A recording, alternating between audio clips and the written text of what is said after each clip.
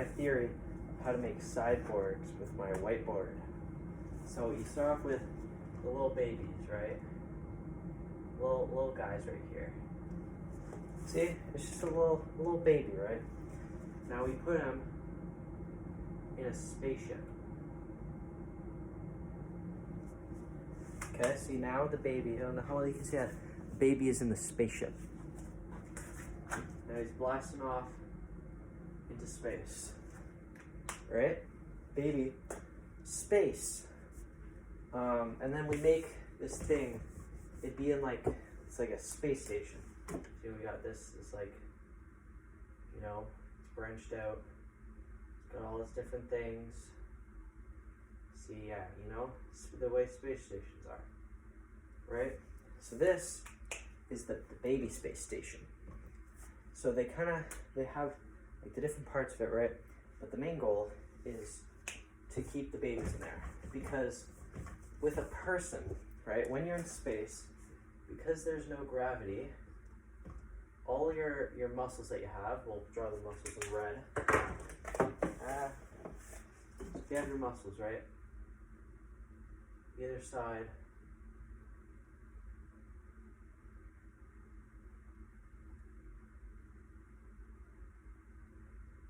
there you go, looks like he's in fiery. But you have muscles on either side of your body. When you go to space, because there's no gravity consistently pulling down on them, they dilate. And while they're big and juicy like this, when they dilate, your muscles become very, very skinny, very slim, very, very slim. And your bones as well, they'll eventually deteriorate. So my theory here is we get the babies, all right, the little guys,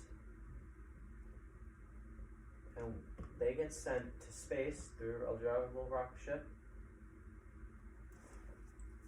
Right? They get sent to space, and after about maybe 2-ish years, they become what I will now name Boop. Boop. Maybe I'll come up with an acronym for it, but Boop is baby goop.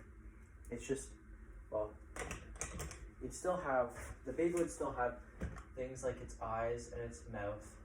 It'd still be like it'd be a pile of goop, but it would have emotions. It still has all its organs, like it's got its heart and stuff. I'm not gonna draw heart and stuff, I don't care to. But it's got all the heart and stuff in the Boop. Alright, so we take this Boop here. After it's boopified, and we make these things here. So they're like little robot guys.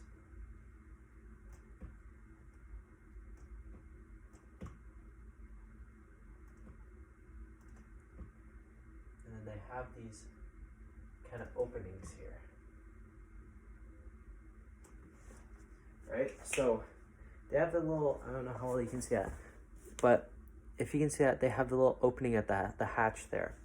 So the hatch, what you do is you take the Boop, just the baby goop as a refresher, and you insert him into here.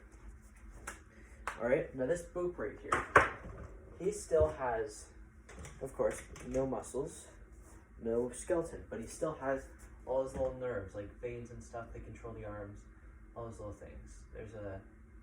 We'll draw him. Now he looks bloodshot, or like he has deadly hands, but that's beside the fact. Eventually, we could probably use some, I don't know, plant-like thing, like we have some organic material in here, like we have little sprouts here. That's what we'll say, little sprout. We have organic thing in there. Theoretically speaking, the nerves could, you know, attach to that. And make cyborg babies. And with that, babies are infinite, right? You can make infinite babies, meaning you can have just an entire army of baby cyborgs, right? So, why, you might ask?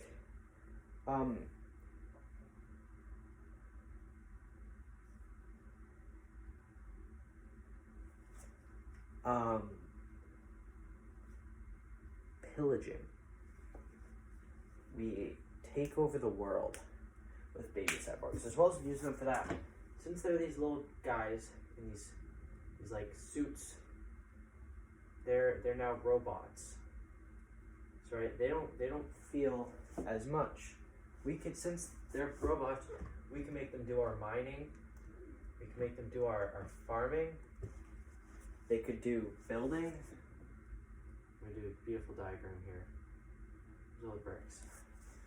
See, they could do anything because they're robots. They could even do combat. And because babies are infinite,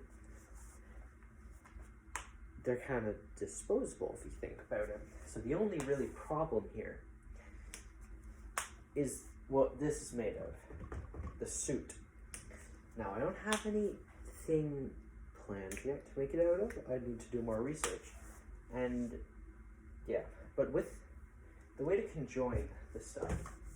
So, of course, other than going off all this, randomness, we're gonna apply some logic to it, of course. So, with your little cells, we'll draw some cells here.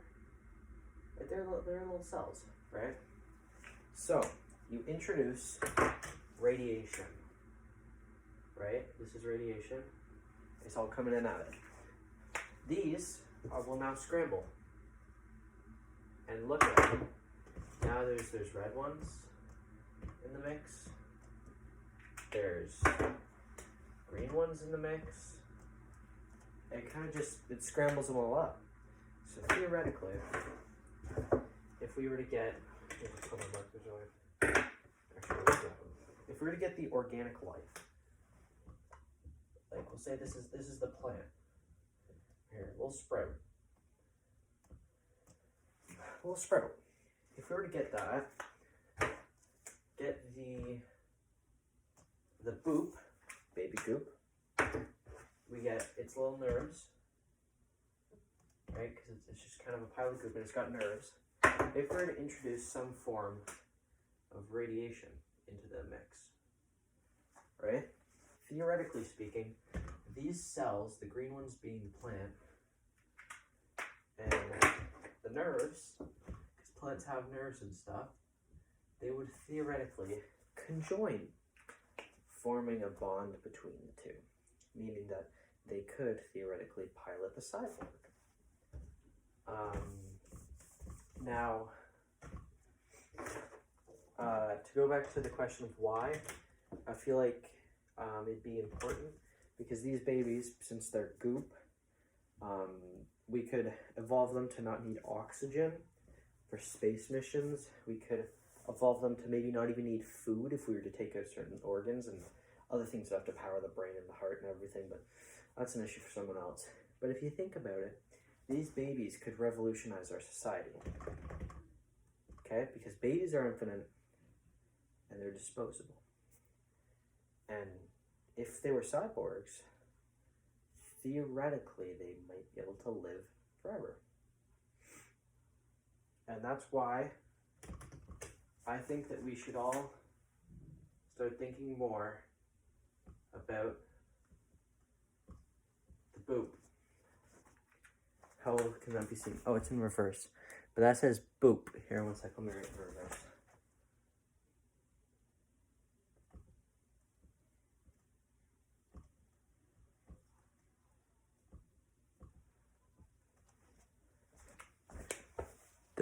No, that says poop. One sec, I got this. I thought it was gonna